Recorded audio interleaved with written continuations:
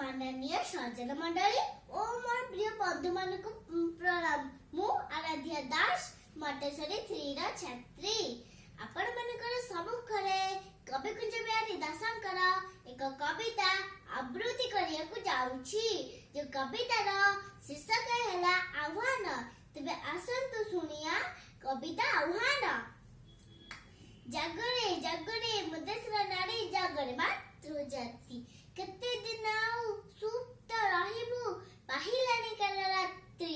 केबे तो दप देई केबे माते सीता केबे शोषित केबे धर्षिता भ्रष्टाचारी अत्याचार रे तुही तार नाही मुक्ति केउटी हचिछि रुक्त गौरव रखिबाई नारी शक्ति।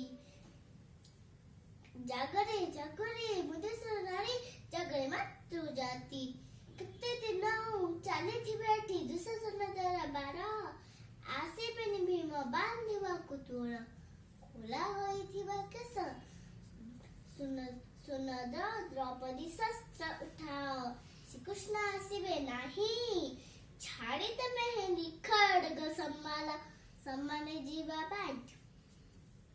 जागरे जागरे मुदेशर नारी जागरे मातृजाति तमे नुह पड़ा अबड़ा दुबड़ा अबकरुणार पात्री तरी उन्माद नारायणी रूप देखाओ निजर शक्ति।